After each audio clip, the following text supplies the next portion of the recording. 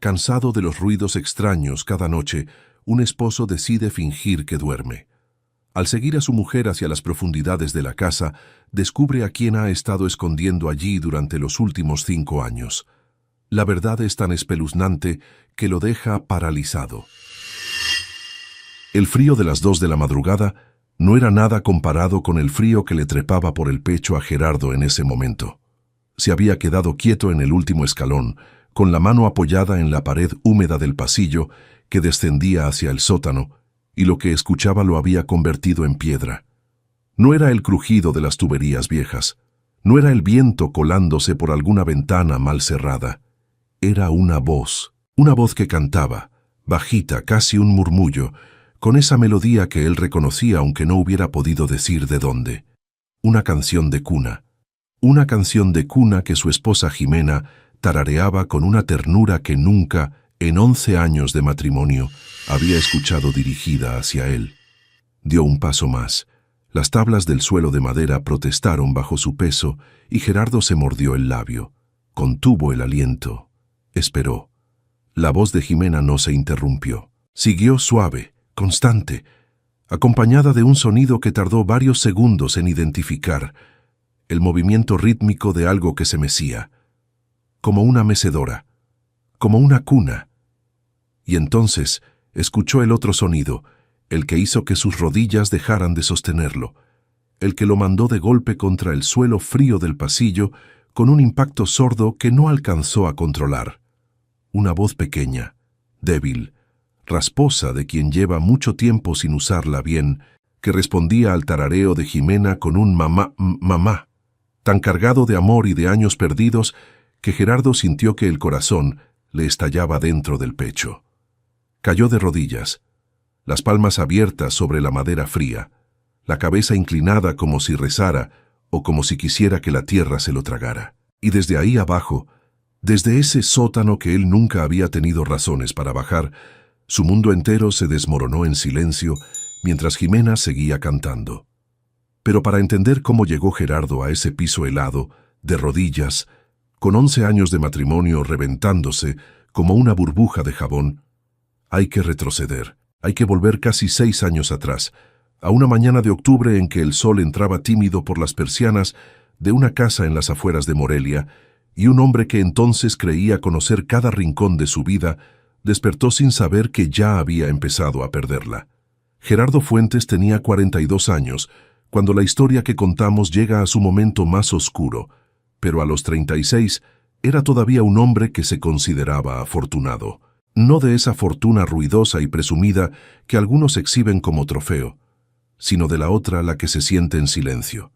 Una casa propia en un fraccionamiento tranquilo, un trabajo estable como supervisor en una empresa de distribución de materiales de construcción, un matrimonio que, si no era perfecto, tampoco tenía las grietas profundas que él veía en los matrimonios de sus cuñados y sus amigos. Jimena y él habían aprendido a convivir con sus diferencias, a negociar los espacios, a quererse de esa manera mansa que se instala en las parejas que ya pasaron la etapa del enamoramiento furioso y encontraron algo más duradero, aunque menos brillante. Jimena Delgado, su esposa, era maestra de primaria. Había dejado de trabajar 3 años después de casarse, cuando los médicos les explicaron que el problema de fertilidad que arrastraba hacía casi imposible un embarazo natural. Aquella noticia había caído sobre los dos como una piedra en agua quieta. Primero el golpe, luego los círculos que se expanden y se expanden hasta tocar cada orilla de la vida. Jimena lloró durante semanas. Gerardo no supo cómo consolarla, más allá de abrazarla y decirle que estaba bien, que lo adoptarían, que habría otras maneras. Jimena asentía, pero sus ojos seguían mirando hacia un punto que él no podía alcanzar. Los tratamientos vinieron y se fueron. 4 años de médicos, de inyecciones, de esperanzas que se encendían y se apagaban como veladoras en el viento. Al final, Jimena pidió que pararan. «Ya, Gerardo, ya no puedo más». Y él, que para entonces también estaba exhausto, aunque no lo dijera en voz alta, aceptó. Tomaron la decisión de vivir sin hijos. Eso fue lo que Gerardo entendió. Lo que él no supo entonces, Lo que no supo durante años era que Jimena nunca había dejado de buscar. El fraccionamiento donde vivían se llamaba Las Palomas, aunque hacía décadas que no había ni una paloma en los alrededores.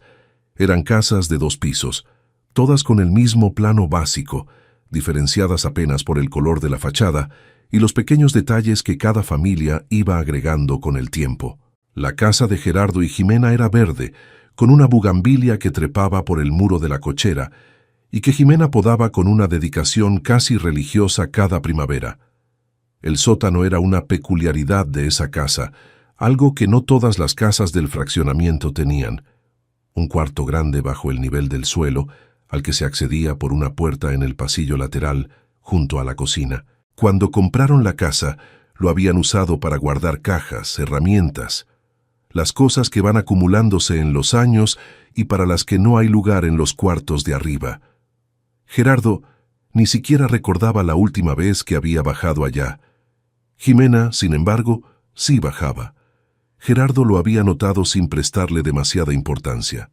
De vez en cuando escuchaba sus pasos sobre la trampilla de madera que cubría la entrada, o la veía aparecer por el pasillo con las manos algo sucias de polvo, diciéndole que había ido a buscar algo, una cobija vieja, un florero que recordaba haber guardado.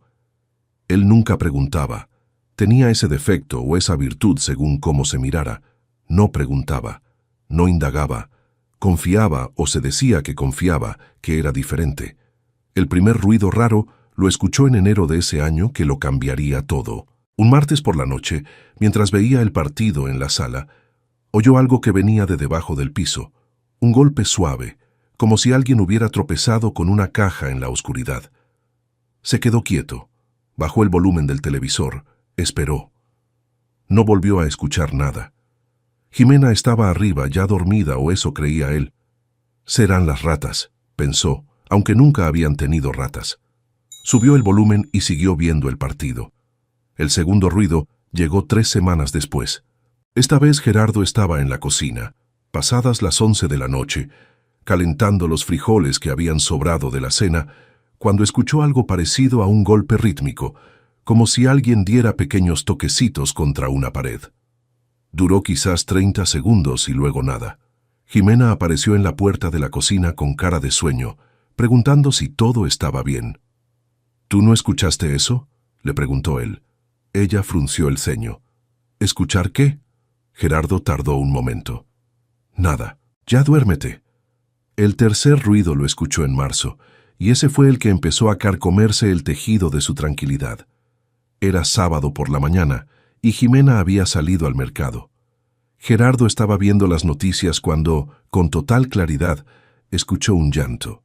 Un llanto muy suave, casi imperceptible, amortiguado por las paredes y el suelo, pero inconfundible. El llanto de una persona que llora en silencio, con ese esfuerzo de quien sabe que no debe hacer ruido pero no puede contenerse del todo. Lo escuchó durante quizás 2 minutos, sentado en su sillón con el control remoto apretado en la mano, sin moverse. Luego paró. Y cuando Jimena regresó del mercado con las bolsas llenas y esa expresión suya de siempre, entre distraída y tranquila, Gerardo estuvo a punto de preguntarle. Estuvo a punto, pero no lo hizo. ¿Por qué no preguntó entonces? Esa pregunta lo atormentaría después, en los meses que siguieron, con una insistencia que a veces se volvía insoportable.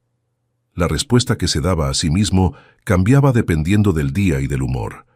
A veces decía que no había querido hacer un escándalo por algo que seguramente tenía una explicación sencilla.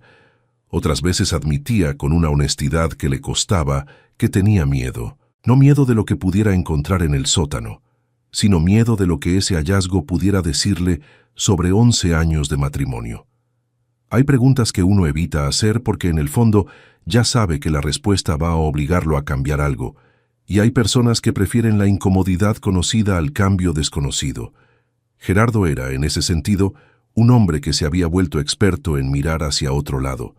Jimena Delgado había nacido en Zamora, la menor de 4 hermanos en una familia de clase media que había tenido sus momentos de abundancia y sus momentos de estrechez. Su madre era una mujer fuerte, de esas que sostienen una casa con los dientes apretados sin que nadie se dé cuenta del esfuerzo. Su padre había sido ferrocarrilero, hasta que el tren dejó de pasar por esa región y tuvo que reinventarse vendiendo seguros de vida, trabajo que nunca le cuadró del todo, pero que aprendió a hacer con una dignidad callada que Jimena siempre admiró.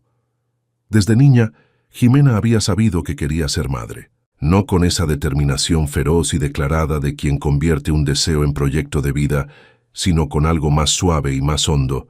Simplemente lo sabía, como se sabe que uno prefiere el frío al calor o el campo a la ciudad. Era parte de quien era. Cuando los médicos le dijeron que sus probabilidades de embarazo eran mínimas, algo dentro de ella se rompió de una manera que ni el tiempo ni Gerardo supieron reparar del todo. Los años de tratamientos la habían cambiado, no de manera obvia, no de una forma que los demás pudieran señalar con el dedo, sino por dentro, en ese territorio íntimo que nadie ve. Se volvió más silenciosa, más cuidadosa con sus palabras. Desarrolló la habilidad, que a veces parecía magia y a veces parecía una estrategia, de estar presente sin estarlo del todo, de responder lo que se le preguntaba sin revelar lo que pensaba. Gerardo creía conocerla, la quería a su manera, pero había dejado de verla. Fue en el otoño del año en que Gerardo empezó a escuchar los ruidos cuando Jimena tomó la decisión que cambiaría todo. Habían pasado ya 2 años desde que ella misma había pedido que pararan los tratamientos, 2 años en que Gerardo creía que ella había hecho las paces con la idea de no tener hijos, pero Jimena no había hecho las paces con nada. Simplemente había dejado de hablar del tema. En ese otoño, a través de una red de contactos que había ido tejiendo con una paciencia y una discreción que habrían asombrado a quien la conociera superficialmente, Jimena entró en contacto con una mujer a la que llamaban la señora Verónica. No era su nombre real, o quizás sí, nadie sabía con certeza. Operaba en las márgenes de algo que no era exactamente ilegal, pero que tampoco era exactamente legal, en esa zona gris donde la desesperación de unas personas y la necesidad de otras encontraban la manera de intersectarse. La señora Verónica ponía en contacto a familias que no podían o no querían seguir el proceso oficial de adopción, que podía tardarse años, con mujeres que tenían bebés o niños pequeños y no podían o no querían criarlos. Era adopción, en un sentido amplio, sin los papeles, sin el sistema, sin las preguntas. Jimena sabía perfectamente lo que estaba haciendo.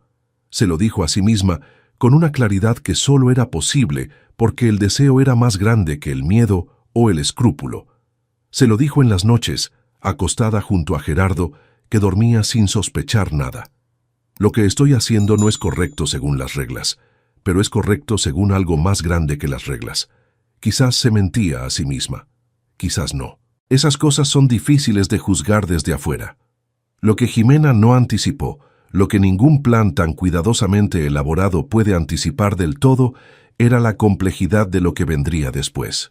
El niño se llamaba Óscar cuando llegó a sus manos, aunque ese nombre se lo habían puesto en el albergue donde había pasado sus primeros 4 años de vida. Tenía entonces 5 años, ojos grandes y oscuros que miraban el mundo con una mezcla de curiosidad y desconfianza que partía el corazón, y una manera de quedarse muy quieto cuando no sabía qué esperar, que Jimena reconoció de inmediato como el lenguaje del miedo aprendido. Había pasado por 2 intentos de colocación que no habían funcionado, razones que la señora Verónica explicó sin demasiados detalles y que Jimena prefirió no investigar. El plan, en la mente de Jimena, era claro aunque estuviera construido sobre una base que se hundía. Instalar al niño en el sótano de manera provisional mientras arreglaba el asunto de los papeles, mientras encontraba la manera de contárselo a Gerardo, mientras organizaba cómo presentarlo como una adopción que había gestionado ella sola, una sorpresa, un regalo, algo que Gerardo terminaría aceptando porque en el fondo él también quería una familia, aunque no lo dijera. Ese era el plan. Los planes, como sabemos todos, tienen una brecha entre lo que imaginamos y lo que ocurre. La primera semana fue la más difícil. Óscar no lloraba. Eso era lo extraño, lo que Jimena no había esperado. No lloraba, sino que se quedaba sentado en el colchón que ella había bajado al sótano y miraba a Jimena con esos ojos enormes sin emitir sonido, como si hubiera aprendido ya que llorar no servía para nada. Jimena le llevaba comida, le leía cuentos, le enseñaba canciones. El niño escuchaba. Poco a poco, muy poco a poco, empezó a responder. Gerardo trabajaba largas jornadas. Salía a las 7 de la mañana y raramente llegaba antes de las 7 de la tarde. Los fines de semana solía salir a ver el fútbol con sus amigos del trabajo o a visitar a su madre, que vivía en otro lado de la ciudad. Jimena tenía tiempo, tenía espacio. Lo que no tenía era una salida, porque el problema con los papeles resultó ser mucho más complicado de lo que la señora Verónica había sugerido. La situación del niño era delicada. Había una madre biológica cuya localización era incierta, un expediente en el sistema que podía activarse en cualquier momento, y la señora Verónica, que al principio se había mostrado tan segura y tan capaz, empezó a dar señales de que las cosas no estaban tan bajo control como había prometido. Pedía tiempo, pedía paciencia, pedía dinero, en montos que al principio parecían manejables y que fueron creciendo. Jimena pagó, vendió algunas joyas, manipuló los ahorros de una cuenta que Gerardo rara vez revisaba, hizo pequeños malabarismos financieros que requirieron una atención constante para que él no notara nada. Y mientras tanto, el tiempo pasaba. Días que se convirtieron en semanas, semanas que se convirtieron en meses. Óscar se fue acomodando a esa vida extraña, que era la única que conocería por un tiempo. El sótano se fue transformando. Jimena le consiguió libros, juguetes, una pequeña lámpara de noche que pintaba las paredes de un amarillo cálido. Le enseñó a leer con una paciencia y una ternura que ella misma no habría podido explicar del todo, esa ternura que había estado guardada dentro de ella durante todos esos años de espera y de dolor y que ahora encontraba por fin su destino. Óscar aprendió rápido. Era listo, curioso, con un sentido del humor inesperado que a veces hacía reír a Jimena de una manera que Gerardo nunca había escuchado desde arriba. El problema de la contención fue creciendo a la par que el niño. Óscar tenía energía, como todos los niños tienen energía, y el sótano, por amplio que fuera para ser un sótano, era un espacio cerrado y oscuro. Jimena lo sacaba a veces, en las horas en que Gerardo no estaba, y cuando podía estar segura de que ningún vecino lo vería, al jardín trasero, a la parte de atrás de la cochera. Óscar corría, recogía piedras, miraba las hormigas con una concentración que lo ponía en su propia órbita. Jimena lo vigilaba desde la puerta, con un ojo en el niño y otro en la calle, y así, de una manera que nunca había sido el plan, pero que fue adquiriendo la solidez involuntaria de las cosas que duran demasiado, la vida secreta de Jimena se fue volviendo, simplemente, su vida. Gerardo no era un hombre poco perceptivo. Era, más bien, un hombre que había aprendido a dirigir su percepción hacia donde era conveniente. En el trabajo notaba todo. Los pequeños cambios en los pedidos que anticipaban problemas, el cansancio de un chofer que podía terminar en accidente, las grietas en las relaciones entre sus compañeros que tarde o temprano explotarían. Pero en casa, y especialmente con Jimena, había desarrollado con los años una especie de ceguera selectiva que ambos habían encontrado cómoda sin jamás nombrarla. Sin embargo, los ruidos eran difíciles de ignorar. Después del llanto de marzo siguió un periodo de relativa calma, 3 meses en que Gerardo casi logró convencerse de que había imaginado todo. Y entonces, en junio, escuchó risas. Fue un momento tan breve que podría haberlo descartado. Y de hecho tardó varios días en admitir que había escuchado lo que había escuchado. Una risa de niño, pequeña y aguda, cortada de golpe, como si alguien hubiera tapado una boca con la mano. Provenía del sótano. De eso no había duda. Esa noche, después de cenar, Gerardo observó a Jimena lavar los platos. La observó de verdad, con esa atención que hacía tiempo no le prestaba, y notó cosas que debería haber notado antes. Que estaba más delgada, no de manera alarmante, pero sí perceptible, que tenía ojeras que ninguna cantidad de sueño parecía curar, que cuando él decía algo que no esperaba, tardaba un instante extra antes de responder, Un instante en que algo cruzaba por su cara, como una nube rápida que ella aprendía a disimular. Jimena siempre había sido buena para disimular. Gerardo lo sabía. Lo que no sabía era que durante todos esos años esa habilidad hubiera estado sirviendo para algo concreto. ¿Estás bien?, le preguntó esa noche, cuando ya estaban en la cama y la luz estaba apagada. Sí, dijo ella. ¿Por qué? No sé. Te noto cansada. Es que no he dormido bien. Una pausa. Ya sabes cómo soy. Él sabía, o creía que sabía. Dijo sí en la oscuridad y no siguió preguntando. Jimena se quedó quieta a su lado, con los ojos abiertos que él no podía ver, y no dijo nada más. Julio fue tranquilo. Agosto también, más o menos. Pero en septiembre empezaron los ruidos con más frecuencia, y Gerardo empezó a construir, sin permitirse hacerlo de manera consciente, una imagen de lo que podía estar pasando. No una imagen completa, solo fragmentos, piezas sueltas que su mente ordenaba y desordenaba, como si fueran un rompecabezas que no estaba del todo seguro de querer armar. El ruido de pasos que no eran suyos, ni de Jimena. El consumo de agua que había subido notablemente en los últimos meses. La manera en que Jimena algunas noches esperaba a que él se durmiera para levantarse. Las bolsas del mercado que a veces le parecían demasiado abundantes para dos personas. Un domingo de octubre salió a comprar el periódico y volvió antes de lo esperado porque el puesto estaba cerrado. Entró por la puerta de atrás, la de la cochera, porque tenía las manos ocupadas con unas cosas que había comprado en la tienda de la esquina, y en el jardín trasero, en el espacio entre la pared de la cochera y el muro del fondo, vio algo que tardó un segundo completo en procesar. Una pelota de plástico, roja y amarilla, de esas que usan los niños chicos. Estaba en el pasto, sola, como olvidada. Gerardo la miró durante varios segundos. Luego entró a la casa. Jimena estaba en la cocina. Levantó la vista cuando entró, y en su cara pasó algo que él identificó perfectamente aunque no lo nombrara en ese momento. El rastro fugaz del miedo. ¿Qué es esa pelota?, preguntó él. Jimena tardó exactamente ese instante de más. ¿Cuál pelota? La que está en el jardín. Ah, secó las manos en el trapo de la cocina. Es de los niños de los vecinos. Cayó por la barda. Ya la iba a devolver. Era una respuesta perfectamente razonable. Tenía lógica. Los vecinos de al lado tenían nietos que visitaban de vez en cuando. Gerardo asintió y fue a dejar las cosas en la sala. Pero algo en su pecho, algo que no era exactamente desconfianza, sino algo más parecido al presentimiento, se instaló ese día y ya no se fue. Las noches de noviembre son frías en Morelia, con esa humedad que se mete por las rendijas de las ventanas y hace que las cobijas nunca sean del todo suficientes.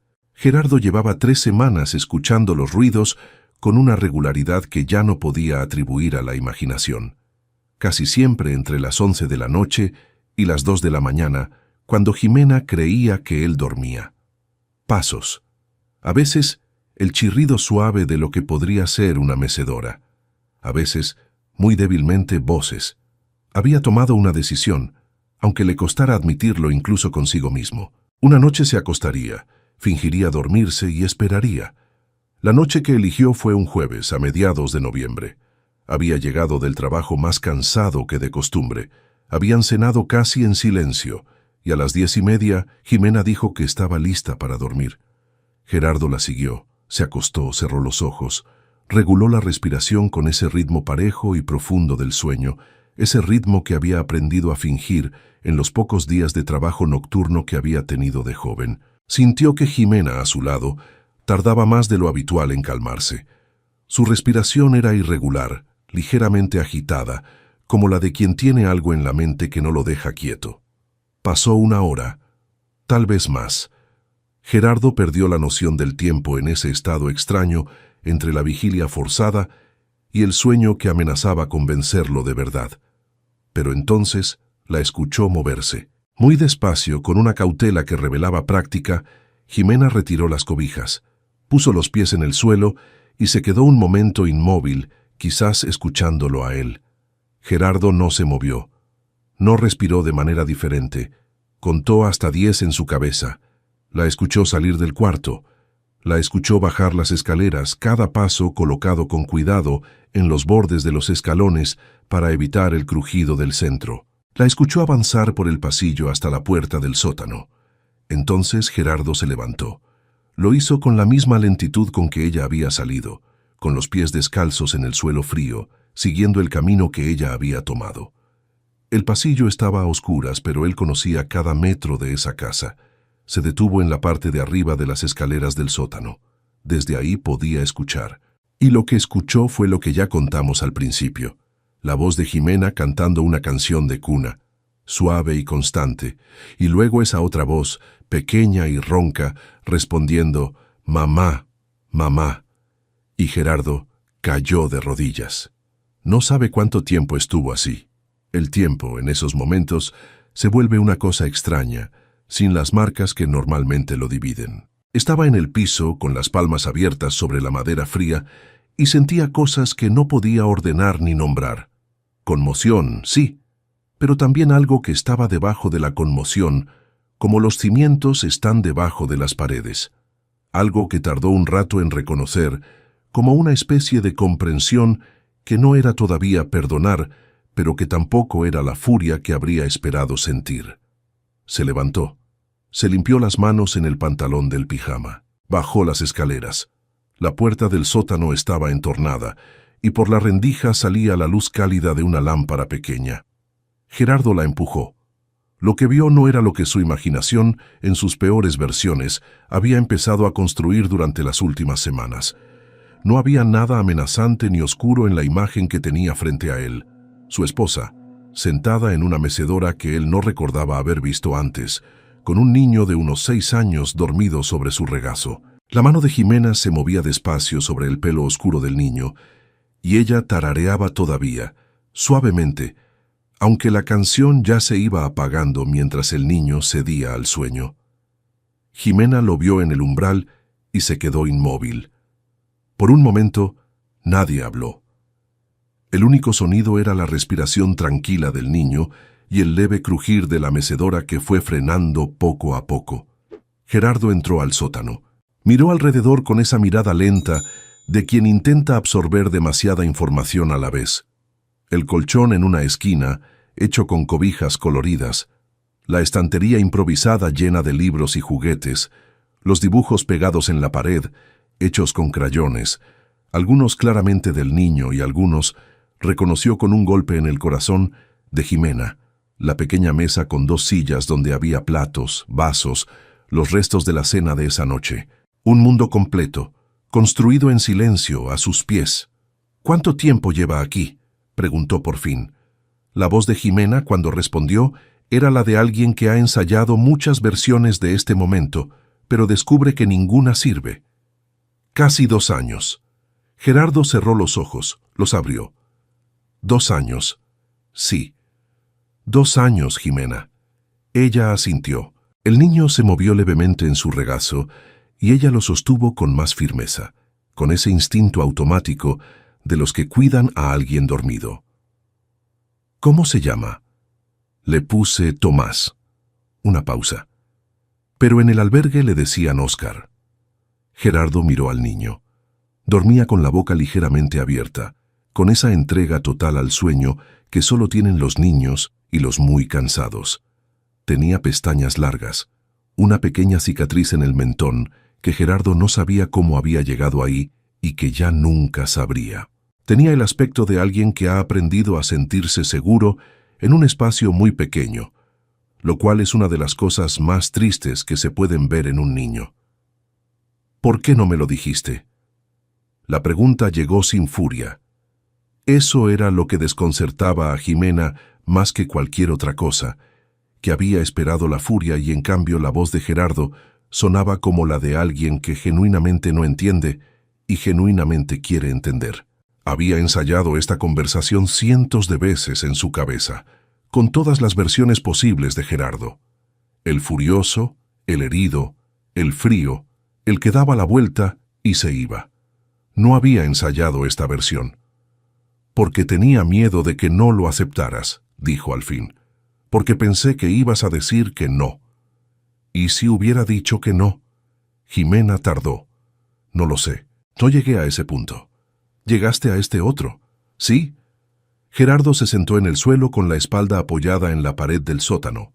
Desde ahí miraba a su esposa y al niño dormido y trataba de reorganizar en tiempo real todo lo que creía saber sobre los últimos 2 años de su vida. Cada imagen que recordaba se ajustaba ligeramente. El cansancio de Jimena, que ahora tenía explicación, el consumo extra de agua, las bolsas del mercado, la pelota en el jardín, los ruidos, los pasos nocturnos, los instantes en que la había visto distraída mirando hacia un punto que él no alcanzaba. Todo encajaba. Todo tenía una lógica que no era una locura, ni una traición en el sentido que él hubiera entendido antes de esa noche, sino algo más complicado, más difícil de encuadrar. ¿Cómo conseguiste a este niño?, preguntó. Y Jimena le contó. Le contó todo, con una honestidad que era también un alivio, porque guardar ese secreto durante 2 años había sido un peso que se había vuelto parte de su cuerpo, que había cambiado la manera en que respiraba y la manera en que dormía, y la manera en que lo miraba a él. Le contó de la señora Verónica y de las gestiones que no habían avanzado, y del dinero que había usado, y de los papeles que seguían sin resolverse. Le habló en voz baja para no despertar al niño, con la mano moviéndose sin parar sobre su pelo, y Gerardo escuchó sin interrumpir. Cuando ella terminó de hablar, hubo un silencio que duró varios minutos. ¿Él sabe que no puede salir?, preguntó Gerardo por fin. Sabe que por ahora tenemos que esperar. Lo entiende mejor de lo que uno esperaría.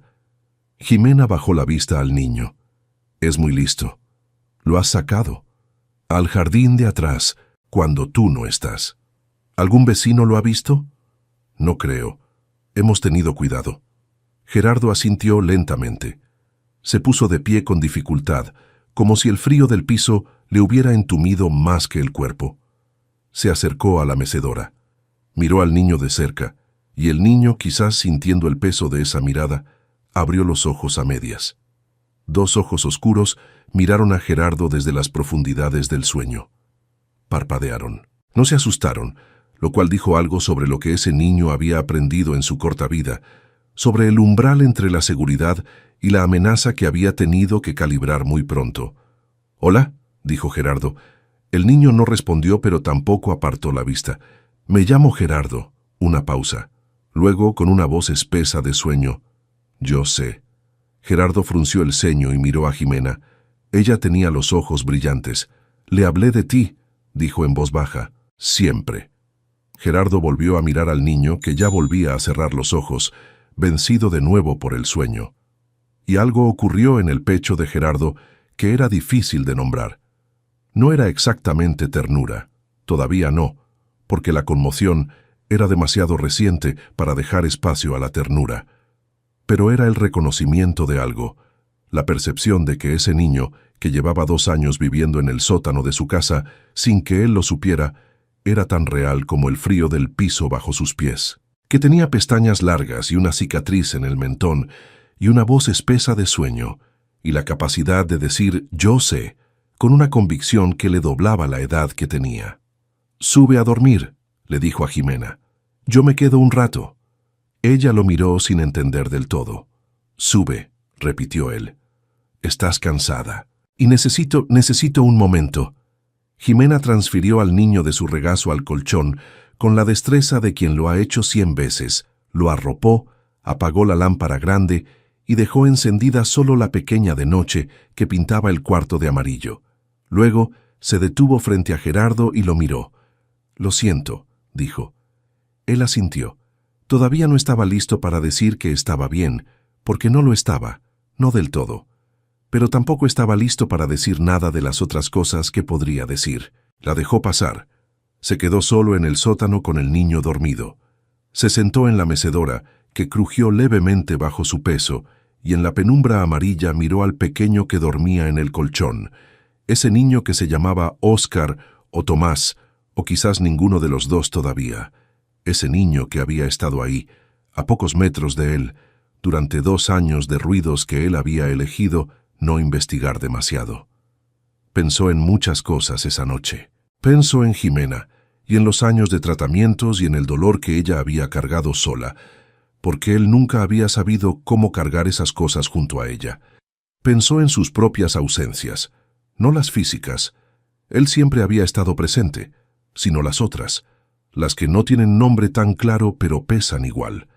Pensó en el miedo que había tenido Jimena de decirle, y en lo que ese miedo decía sobre lo que ella creía que él era, sobre la imagen que le había dado de sí mismo a lo largo de los años. Pensó en ese niño que había aprendido a llamarla mamá en voz baja, y que ahora dormía con una confianza que no debería tener dado todo lo que había pasado, pero que tenía. Y eso decía algo sobre Jimena que ninguna otra cosa podría decir con tanta claridad. La mecedora se movía sola, por inercia, con el crujido suave de la madera vieja. Gerardo se quedó ahí hasta que el frío del sótano lo venció, y la primera luz del amanecer empezó a colarse por la pequeña ventana que daba al jardín trasero. Lo que vino después no fue sencillo. Las cosas importantes rara vez lo son. La conversación que tuvieron Gerardo y Jimena al día siguiente, en la mesa de la cocina con el café entre las manos, fue larga y dolorosa y honesta, de una manera que sus conversaciones habían dejado de ser hacía mucho tiempo. Gerardo hizo preguntas que le costaba hacer, y Jimena respondió cosas que le costaba decir. Hubo momentos en que el volumen subió y momentos en que ninguno de los dos podía hablar. Hubo, a media mañana, un silencio de casi 20 minutos, en que los dos se quedaron mirando sus tazas como si las respuestas estuvieran en el fondo del café. «¿Por qué no confiaste en mí?», le dijo él en un momento. Jimena tardó, porque en algún momento dejé de saber si podía. Esa respuesta le dolió más que cualquier otra cosa, no porque fuera una acusación, sino porque era una verdad que él reconoció, que pudo ver en los años que se extendían atrás como un camino que no había tomado con la atención suficiente. Había estado presente, pero presencia no es lo mismo que disponibilidad, y él durante muchos años no había estado disponible. Lo que también quedó claro en esa conversación fue que la situación legal era un nudo que no se podía ignorar. El niño no existía en ningún papel que estuviera a nombre de ellos. La señora Verónica había desaparecido del mapa hacía meses, llevándose consigo el dinero y las promesas y cualquier documento que hubiera tenido. Óscar o Tomás estaba técnicamente en un limbo. Había salido de un sistema que quizás lo buscaba, quizás no, quizás había ya dado el caso por cerrado, de maneras que ninguno de los dos podía saber sin investigar. «Tenemos que hablar con un abogado», dijo Gerardo. «Sé lo que eso implica». «Sí, pueden quitárnoslo». La palabra «quitárnoslo» quedó flotando entre los dos. «Nos». Gerardo la escuchó, y supo que algo había cambiado en él, sin que hubiera tomado la decisión explícita de que cambiara. «O puede quedarse con nosotros», dijo él.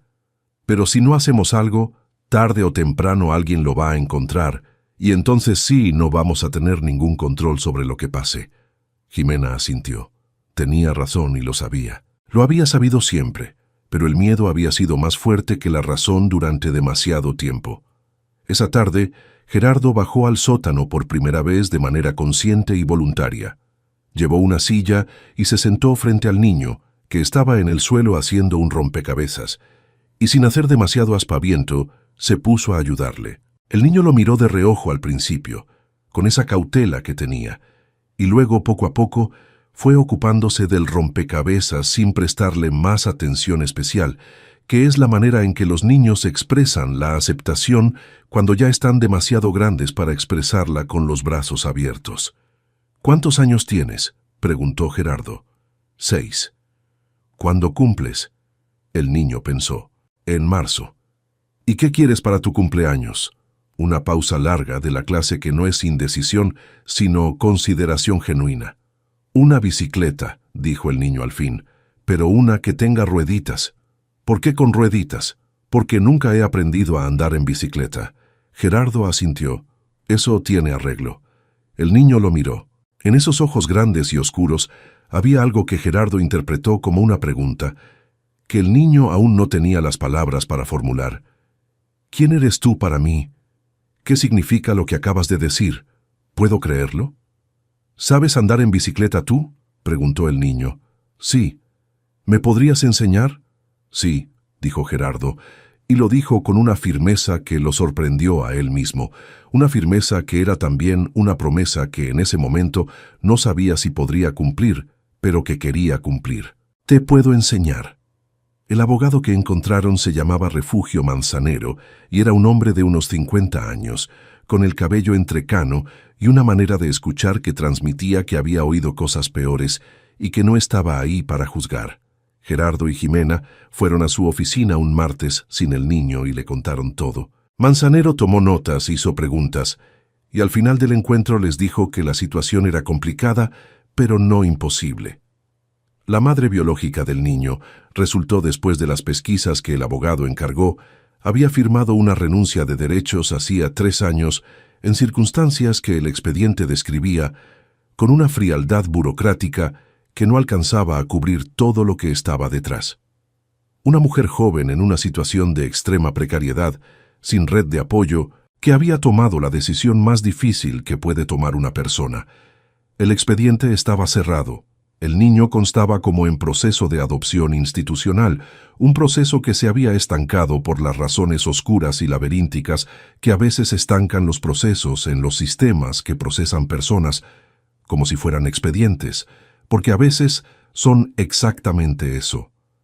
Manzanero les explicó que la irregularidad de la situación podía exponerlos a consecuencias legales y que el camino más seguro era el de la transparencia, aunque fuera un camino incómodo.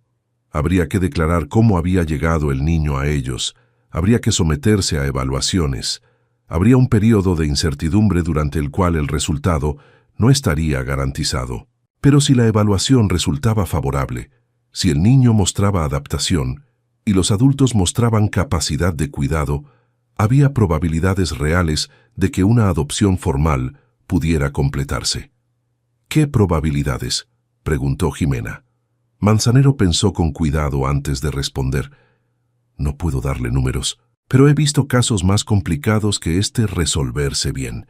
Salieron de esa oficina con una mezcla de alivio y vértigo que es la sensación específica de haber dado el primer paso hacia algo que todavía puede salir mal, pero que ya no puede dejarse para después.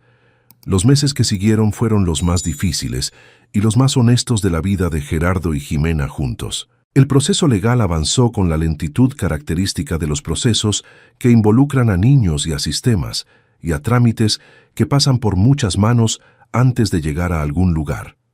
Hubo visitas de trabajo social.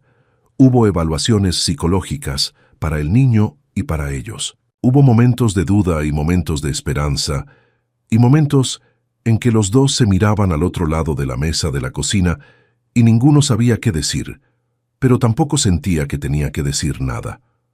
Lo que cambió en ese periodo fue la textura de su matrimonio, no de manera dramática, no con declaraciones ni con gestos grandiosos, sino en los detalles pequeños, que ahora hablaban de cosas que antes no hablaban, que Gerardo preguntaba más y Jimena respondía más, que había un nivel de fricción que antes no existía, pero que era la fricción de dos personas que realmente están comprometidas en algo juntas, que es diferente a la tranquilidad que viene de no comprometerse en nada. El niño salió del sótano el mismo día en que Gerardo y Jimena tuvieron la primera visita del trabajador social. Era una mañana de enero, casi 2 meses después de la noche en que Gerardo había caído de rodillas en el pasillo, y Óscar Tomás entró al comedor de la casa por primera vez, con esa cautela suya de costumbre, mirando cada rincón con los ojos grandes, tocando el respaldo de una silla con un dedo como para comprobar que era real. Gerardo había puesto música, suave, en el radio de la cocina, y el niño se detuvo frente a él. ¿Esta es tu casa?, preguntó. Sí, dijo Gerardo. ¿Y también es la mía? Gerardo se agachó para quedar a su altura. Eso es lo que estamos intentando. El niño asintió, serio, con esa seriedad de los 6 años que a veces es más pesada que la de los adultos. Luego miró por la ventana del comedor, hacia la calle, hacia el fraccionamiento con sus árboles de noviembre todavía desnudos, hacia el mundo que había visto muy poco en los últimos 2 años, y dijo, «Está grande». «¿Qué está grande?». Afuera. Gerardo lo miró. Sí, dijo. Está grande. Pero te vas a acostumbrar. La trabajadora social que llevaba el caso se llamaba Patricia. Era una mujer de mediana edad, con una manera de observar que hacía sentir que nada se le escapaba, pero que al mismo tiempo no era amenazante, sino más bien la mirada de alguien que ha aprendido a ver a las personas como realmente son. En su segunda visita, cuando el niño ya llevaba varias semanas en el cuarto de arriba que Jimena había decorado con colores brillantes, Patricia pasó un rato largo observando cómo interactuaba el niño con los dos. Lo que vio era esto: un niño que llamaba a Jimena mamá con una naturalidad que solo se construye con tiempo y cuidado, y que miraba a Gerardo con una mezcla de respeto y curiosidad que era el principio de algo, aunque todavía no tuviera nombre. Un niño que se acurrucaba contra Jimena cuando algo lo asustaba, pero que buscaba a Gerardo cuando quería entender cómo funcionaba algo, porque había descubierto que Gerardo sabía explicar las cosas con calma y sin condescendencia.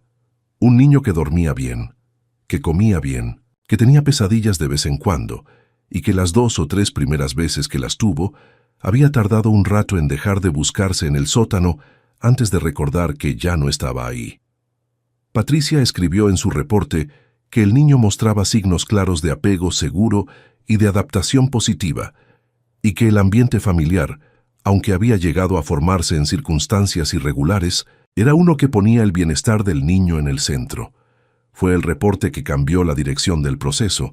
La audiencia final fue en mayo, casi 7 meses después de la noche del sótano, en una sala pequeña con ventanas altas y una jueza que leyó el expediente con atención antes de levantar la vista hacia Gerardo y Jimena, y el niño que estaba entre los dos, dibujando en un cuaderno sin prestar demasiada atención a los adultos, porque eso es lo que hacen los niños cuando están cómodos. No prestan atención a lo que los adultos hacen alrededor de ellos. La jueza hizo preguntas, escuchó respuestas, habló con el niño por separado, en un cuarto pequeño con un psicólogo presente, y el niño le dijo lo que le dijo en esa conversación privada que ninguno de los adultos escuchó directamente, aunque Patricia les contó después que el niño había sido claro y consistente en expresar dónde quería estar. Al final de la audiencia, la jueza firmó los documentos. El nombre completo que quedó registrado fue el que el niño mismo había elegido cuando se lo preguntaron en una de las sesiones con Patricia, con la seriedad de quien entiende la importancia de lo que está eligiendo: Tomás Óscar Fuentes Delgado. Tomás, el nombre que Jimena le había dado. Óscar, el nombre que había traído consigo. Fuentes, el apellido de Gerardo. Delgado, el apellido de Jimena. Todo junto. El verano que siguió a la firma fue el primero que Gerardo recordaría después como un punto de inflexión, uno de esos periodos que en el momento no se sienten extraordinarios, pero que visto desde la distancia se revelan como el antes y el después de algo. Compraron la bicicleta, una roja, con manubrio cromado y un timbre que Tomás hacía sonar con una insistencia entusiasta que terminó por hacer reír incluso a los vecinos de al lado. Las rueditas estuvieron puestas 3 semanas, y en una tarde de agosto, Gerardo le preguntó si quería intentarlo sin ellas. Tomás lo pensó con su seriedad habitual. ¿Y si me caigo? Te vas a caer. ¿Pero no me voy a lastimar mucho? Depende de cómo caigas. Yo te enseño cómo caer. El niño lo miró con la expresión de quien evalúa si el adulto está siendo serio o si le está tomando el pelo. Decidió que Gerardo era serio. Bueno, la lección de bicicleta duró toda la tarde, en el camellón arbolado al fondo del fraccionamiento, que tenía pasto suficiente para amortiguar las caídas. Tomás se cayó 5 veces, con el estoicismo de alguien que ha aprendido a no hacer escándalo por el dolor físico, y en la 6ª vuelta fue derecho, titubeante, con los brazos rígidos en el manubrio y la lengua ligeramente entre los dientes de pura concentración, pero fue derecho. Gerardo corrió a su lado sin tocarlo, con los brazos levantados listos para atrapar sin intervenir, y cuando el niño llegó al final del camellón y frenó con un raspado torpe pero efectivo de los zapatos en el pasto, se volteó hacia él con una cara que era pura asombro y pura alegría. y Gerardo sintió algo que tardó un momento en identificar, pero que era, sin lugar a dudas, orgullo. «Lo hice», gritó Tomás. «Lo hiciste», dijo Gerardo. Y el niño se bajó de la bicicleta y corrió hacia él y lo abrazó por la cintura, ese abrazo impulsivo y desordenado de los niños que no calculan la fuerza. Y Gerardo le puso una mano en la espalda y pensó que había cosas en la vida que no se planeaban, que llegaban de maneras torcidas e inesperadas y que de todas formas eran las cosas correctas. No todo se resolvió de manera limpia. La vida raramente hace eso.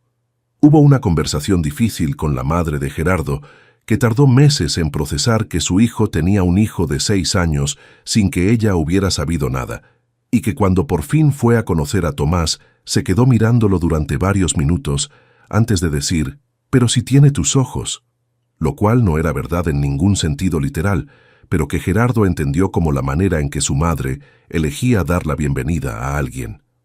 Hubo una terapia de pareja que duró casi un año y que fue, en palabras del terapeuta, un proceso de conocerse de nuevo, lo cual los dos sabían que era una manera delicada de decir que habían llegado ahí con deudas viejas que tenían que saldar. Las saldaron, no sin incomodidad, no sin algunos momentos en que cualquiera de los dos habría podido elegir salir por la puerta y no volver. Pero siguieron. Hubo también, en un martes de noviembre, 2 años después de la noche del sótano, una visita que nadie esperaba. Una mujer joven que llegó al fraccionamiento preguntando por la casa verde con la bugambilia, que cuando Jimena abrió la puerta, tardó un momento largo en hablar y que entonces dijo, con una voz que temblaba apenas, «Yo soy la mamá de Óscar». Jimena la dejó pasar. Le sirvió café. Escuchó. La mujer, que se llamaba Valentina, había pasado 2 años buscando a su hijo a través de los canales que el sistema le ofrecía, que eran pocos y complicados. No venía a reclamar. Venía, dijo con una honestidad que partía el corazón, a saber si estaba bien. «Solo quiero saber si está bien», repitió. Y en su cara estaba escrita una historia completa de privaciones y de decisiones tomadas en momentos de crisis y de un amor que no había desaparecido solo porque las circunstancias hubieran impedido ejercerlo. Jimena la escuchó y luego hizo algo que nadie le había pedido que hiciera, pero que supo que era lo correcto de la misma manera en que había sabido, años atrás, que quería ser madre. Fue al cuarto donde Tomás estaba haciendo la tarea. Le dijo que había alguien que quería conocerlo, y lo trajo. El niño y la mujer se miraron en la sala de la Casa Verde. Tomás tenía ya casi 9 años, y no recordaba a Valentina, o si la recordaba, era de manera tan fragmentada que no podía poner nombre a lo que sentía. Valentina lo miraba con esa intensidad de quien trata de grabar algo en la memoria para siempre. «Hola», dijo Tomás. «Hola, mijo». La voz de Valentina se rompió en esa sola palabra. No fue una reunión perfecta. Fue una reunión real, que es diferente. Gerardo llegó del trabajo en medio de esa tarde y encontró a su esposa y a una desconocida y a su hijo en la sala, con tazas de café vacías sobre la mesa y el peso del mundo compartido en el aire. Valentina se disculpó por llegar sin avisar. Gerardo dijo que no hacía falta. Se sentó. Escuchó también. Tomás, cuando Valentina se fue al caer la tarde, se quedó en la puerta viéndola alejarse por la banqueta y luego se volvió hacia Jimena con esa expresión suya de consideración genuina, la que usaba cuando estaba procesando algo importante. «¿Vuelve?», preguntó. Jimena lo pensó. Pensó en la conversación que había tenido con esa mujer, en las cosas que le había contado sobre los años entre la decisión que había tomado y este día. Pensó en lo que era correcto, que no siempre es lo mismo que lo que es cómodo. «Si quieres que vuelva», dijo, «vuelve». Tomás pensó. «¿Y tú?».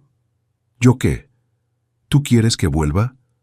Jimena lo miró. «Yo quiero lo que tú quieras». El niño asintió despacio, con esa madurez prematura que a veces lo hacía parecer más viejo de lo que era. «Que vuelva», dijo al fin, «pero de vez en cuando». Y así fue.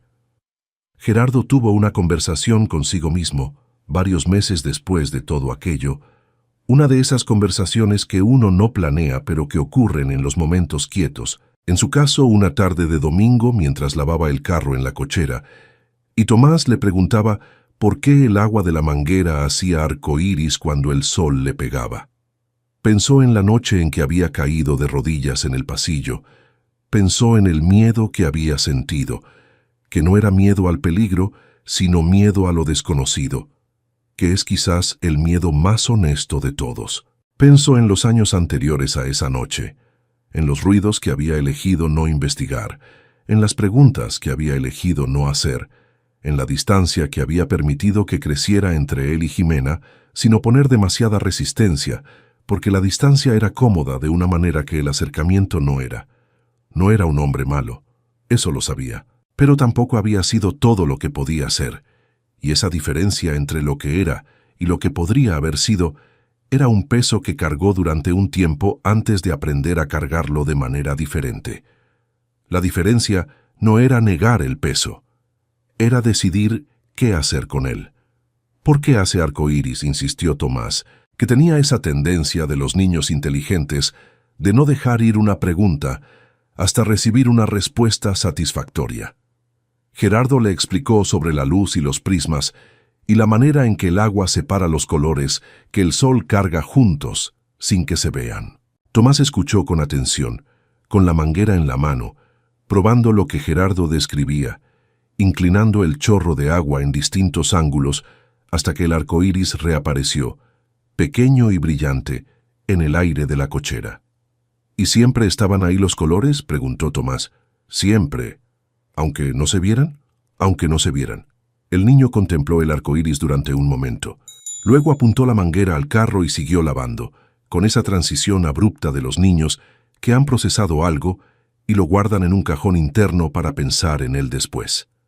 Gerardo lo miró y pensó que la vida era un poco así, llena de cosas que siempre habían estado ahí, aunque no se vieran. Algunas eran buenas y algunas eran difíciles y la mayoría eran las dos cosas al mismo tiempo. Lo importante era aprender a mirar con los ojos abiertos. La bugambilia de la fachada floreció ese año, con más intensidad que ningún año anterior, con racimos de un rosa casi violeta que cubrían el muro de la cochera y que varios vecinos comentaron al pasar. Jimena la podó en primavera como siempre, con esa dedicación suya que Gerardo ahora miraba de otra manera, entendiendo que detrás de cada hábito hay una historia y que las historias de las personas son siempre más complicadas y más hermosas de lo que parecen desde afuera. Tomás aprendió a andar en bicicleta, ya lo dijimos, y luego aprendió a leer con velocidad que a veces asombraba a sus maestros, y luego aprendió a jugar ajedrez, porque un día Gerardo sacó el tablero que tenía guardado desde hacía años, y le preguntó si quería aprender, y Tomás dijo que sí, con esa disposición suya a aprender cualquier cosa que se le ofreciera, como si cada conocimiento nuevo fuera un territorio que quería ocupar. Los domingos por la tarde jugaban ajedrez en la mesa del comedor, mientras Jimena hacía café, y en la tele sonaba la música de algún programa que ninguno de los tres seguía realmente, pero que daba al cuarto una sensación de compañía. Valentina venía un fin de semana al mes. Tomás la esperaba, no con la ansiedad de quien necesita algo, sino con la curiosidad tranquila de quien está completando un mapa. Jimena le preparaba café, y Gerardo hablaba con ella sobre cosas ordinarias, el tráfico, el tiempo, el fútbol, construyendo de manera gradual ese extraño tipo de relación que no tiene nombre preciso en el idioma, porque es demasiado específico de esta situación particular que había creado su vida. No era una familia convencional. Nadie que los conociera bien habría dicho que lo era, pero era una familia funcional, que es quizás más difícil de construir y más valioso de tener. Gerardo volvió al sótano una vez más, meses después de todo, no porque tuviera que ir, sino porque quería. Bajó una tarde, solo, con la excusa de buscar unas herramientas, y se quedó en la puerta mirando el espacio que Jimena había convertido, con paciencia y con amor, y con una culpa que nunca había nombrado directamente, en el único hogar seguro que un niño de 5 años había tenido en su vida. El colchón ya no estaba, tampoco la mecedora. Habían subido todo al cuarto de arriba cuando Tomás se mudó, y el sótano había vuelto a ser lo que era antes, un cuarto de almacenamiento con cajas y herramientas y las cosas que se acumulan en los años. Pero en una esquina, Gerardo vio algo que Jimena había dejado ahí sin quitarlo: el dibujo pegado en la pared. Un dibujo de crayón, hecho por un niño de 6 años, que mostraba 3 figuras, 2 adultas y una pequeña, tomadas de la mano frente a una casa verde. Sobre la casa, con esa grafía incipiente que luego se volvería más segura y más clara, el niño había escrito una palabra. La palabra era familia. Gerardo se quedó mirando ese dibujo durante un tiempo que no contó. Luego lo despegó con cuidado para no romperlo. Lo dobló con cuidado y lo guardó en el bolsillo de su camisa, sobre el pecho. Subió las escaleras.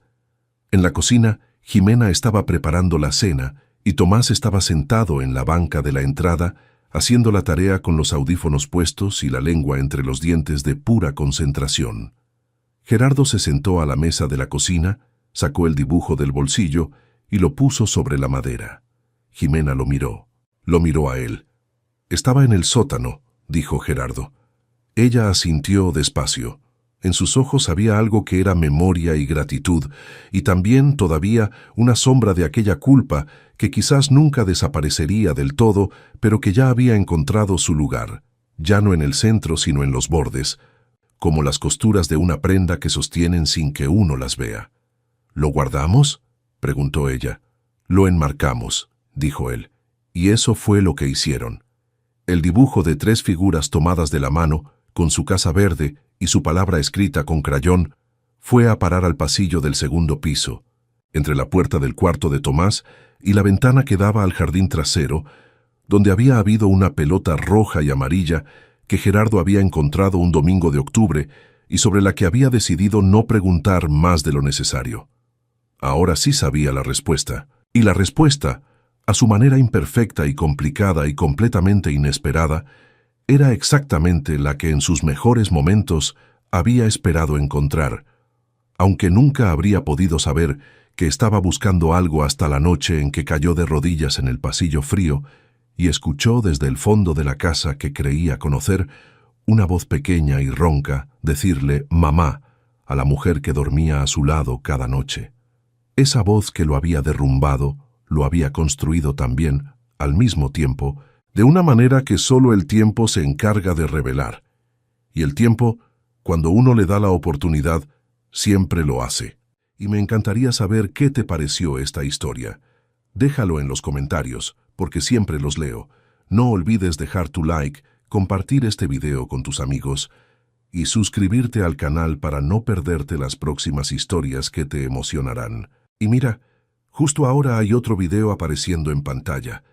Haz clic y continúa viviendo más emociones con nosotros. Muchas gracias por tu tiempo, tu apoyo y tu corazón. Que Dios te bendiga a ti y a tu familia.